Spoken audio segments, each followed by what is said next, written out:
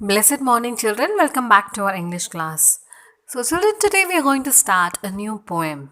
Yes, and it is chapter number 12 in English. So, the name of the poem is I Cannot Remember My Mother by Rabindranath Tagore. So, this is going to be a really beautiful poem. Okay, are you all ready? Now, let's start the poem. So, first, let's start with the poet. Yes, who is he, children? Very good, Rabindranath Tagore. So, he was born in 1861 and he is one of India's greatest poet. And he is a composer of, very good, Indian national anthem, our Janagana Mana song, isn't it? And his works are loved for their lyrical beauty and spiritual depth, reflecting a love for nature and his homeland. And he received Nobel Prize in Literature in the year 1913 for his collection of poems, Geetanjali. So, in this poem, I Cannot Remember My Mother beautifully describes about one's feelings for his or her mother. Now, let's start the poem. So, before getting into this poem, I would like to ask you some questions, children. So, when you're in the school and after the evening bell goes, how do you feel? So, you all will be enjoying, no? After hearing the evening bell? Yes. So, once you step inside your house, whom will you call first? Yes, your mother. She is so special, isn't it? If she is not there in the house, we miss everything. Yes or no? Yeah. So she is a beautiful angel to us, isn't it, children? Yes. Now, shall we read a poem? Yes, we are going to start a poem about our beautiful mother. I cannot remember my mother by Rabindranath Tagore. I cannot remember my mother only sometimes in the midst of my play. A tune seems to hover over my playthings, the tune of some song that she used to hum while rocking my cradle. I cannot remember my mother, but when in the early autumn morning the smell of the surely flowers float in the air, the scent of the morning service in the temple comes to me as the scent of my mother.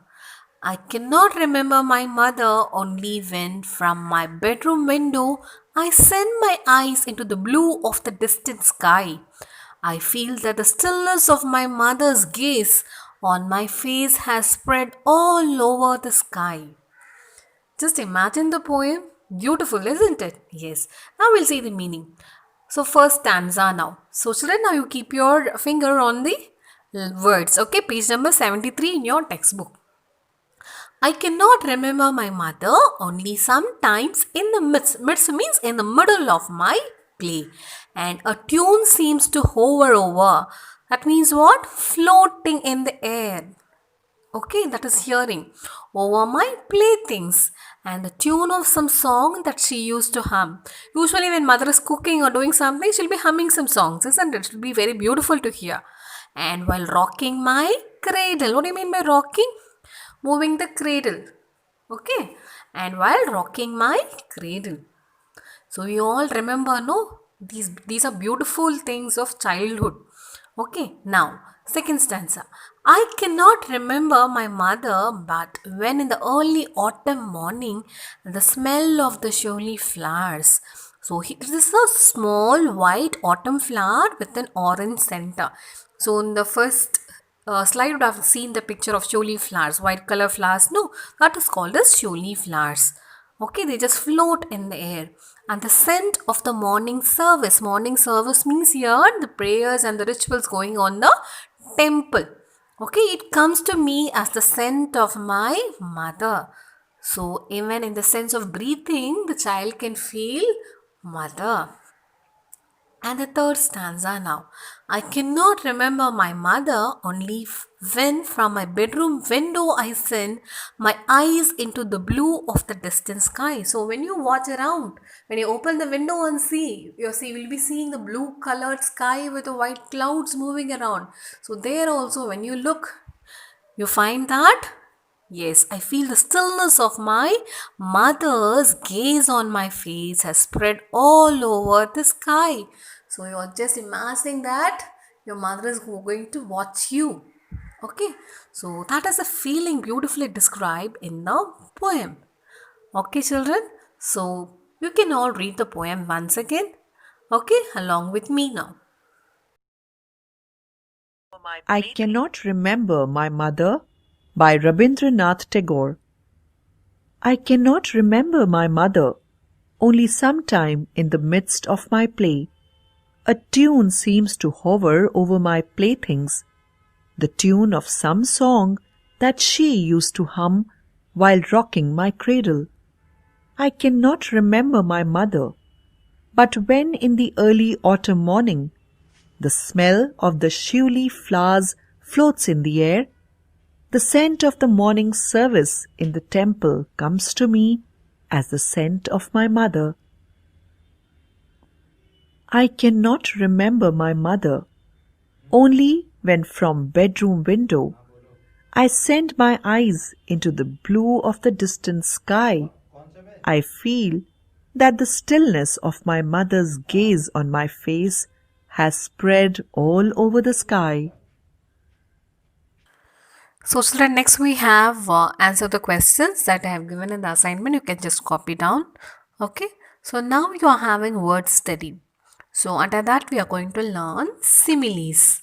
I hope you already know what are similes. Okay. So similes are nothing but comparisons, and we use words like and as. So you'll be comparing with two things. Okay, so that is known as simile. So here the poet mentions a few things that remind him of his mother.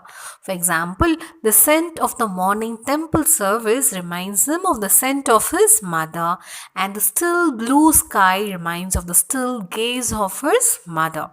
The scent of the morning service in the temple comes to me as the scent of my mother. And above sentence can also be written as my mother smell like the morning temple service. That means the sweet essence. Okay, the sweet flavor of the scent reminds of mother's smell. So similarly, the other things that remind the poet of his mother can be written as the sound of my playthings is like the tune of a song that my mother hummed to me. The distant blue sky is like my mother still gaze on my face. So here what are we seeing, children? The use of the word like to establish a comparison between two things. So such comparisons that use the words like as or like are called as similes. So I have given like and as. So if we write sentences using these two, okay, they are called as similes. When we compare things, we use words like and as. Okay, so these words are called similes. For example, you can say as twinkling as the stars, as busy as the bees. Okay, so now an exercise is given here for you. Identify the similes in the following sentences and underline them. So first one, the sun rose in the sky like a blazing ball of fire. Yes, you all know what is a blazing ball. It means a sparkling and shining ball of fire. So what should we underline there? Yes, very good. Like a blazing ball of fire. Next one. Nina came to the dance hall smelling like a rose. How does a rose smell? So sweet, isn't it? Yes, so what you have to underline there? Smelling like a rose. Third one. Zoya swam like a fish in the lake. So again here it is compared. Okay, Zoya is compared to a fish. So Zoya swam like a fish. You have to underline swam like a fish. Okay, children. Fourth one. From a distance, the lava looked like the molten gold. So lava is what? Something which erupts from the volcano, isn't it, children? So here you have to underline look the molten gold. Last one. Rustam climbed the tree as deftly as a monkey. Have you seen a monkey climbing the tree? Yes. So here Rustam is the name of a person and he climbed the tree as a monkey. So here the person is compared to a monkey. So these are called similes. Okay. So the next grammar part will be tense. You already know tense. So here in our poem they have given us about present tense. So you all know, when do we use tense? To show the time of action, isn't it? And the three main tenses here: present, past and future. So in this poem we have given only about the present tense. Okay, so the simple present tense is used to express what? Habitual action and universal truth. What do you mean by habitual action? Our daily routine activities, what are going on. And universal truth? Yes, like facts. The sun rises in the east, the sun sets in the west. Okay, so now let's see about the grammar part in detail. So the present tense has four forms, okay children. So first one, simple present tense. So it only mentions the action. So the completeness or the incompleteness of the action is not mentioned. So simple present tense means only the action what you are doing now. Okay, example, my mother rocks a cradle. Okay, she speaks to her friend. She reads the newspaper. So simply by adding s to the verb, we get simple present tense. Okay, hope all of you understood. Next one is present continuous tense. So when you hear the word continuous, what do you have to remember? Yes, verb plus ing. So here it tells us that the action is incomplete and still it is going on. Example, my mother is rocking the cradle. My mother is cooking. Okay, so verb plus ing you have. Okay, children. Next, present perfect tense. Okay, so here it tells us that the action is done or complete at the time of speaking. And the helping verbs has and have are used with the main verbs. So here the action is complete at the moment when you're speaking. When you're telling your views to others, at that time your action is complete. Okay. Example, my mother has rocked the cradle. Okay. Example, one more example. The tailor has stitched my cloth. Okay children, so this is example of present perfect tense. Next, present perfect continuous. So here what you have to use? Has or have plus been. Okay, plus verb plus ing.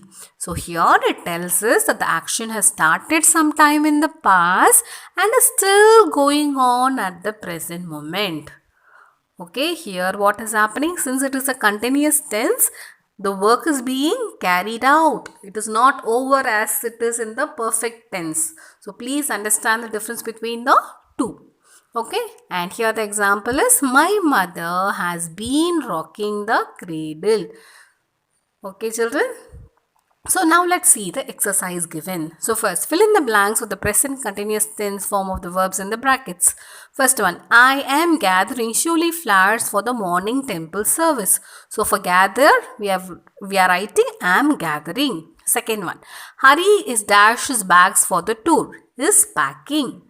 Third one, I dash Gulliver Travels as part of a literature project. I am reading. So I is there, what you are using here? I am you have to use. Next, the children dash in the auditorium for the annual school day. Rehearsing. So here it is plural form. We are using are here. Okay.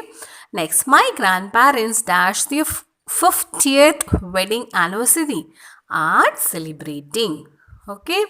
Next, circle the present perfect tense form of the verb from the options in brackets. So first one, my mother dash her chores and is now reading a book. Yes, has finished. Only singulars, that's why we are using has there. Next, we dash fractions and decimals this term. We have. Okay, we have learnt. Next, the tailor dashed the shirt that I will wear to the party tomorrow. The tailor has stitched. Next, Gautam dashed some money for the house rent. Has saved. Singular means has. I, we and you will be using have. Okay. Next, we dash more than 1,000 kilometers to reach Shillong. We have travelled. Next, fill in the blanks with the present perfect continuous tense form of the verb in the brackets. So here what you have to use? Has or have plus been plus ing. So first one, Jai dashed at All India Radio for 10 years. Has been working. Next, the machines. So plural form, we are using have here. Okay. The machines have been operating at only half their capacity all day today. Third one, Josh dash non-stop for 2 hours. Driving. So what you have to write here? Has been driving. Fourth one, Vikas and Haida dashed their state at the Ranji Trophy for 3 years. Have been representing their state in the Ranji Trophy for how many years? 3 years. And the last one, the Smiths dash in Dimapur for 4 generations now. Have been living. So since it is Smiths is a plural form, isn't it? So only we are using have been. Okay, children, if you have any doubts, you can ask me in my personal number. Okay, children. So, my dear children, complete all your work then and there. Write your classwork neatly with legible handwriting. Okay, and start preparing for your exams. Okay, children, wish you all the very best. Take care and stay safe, children.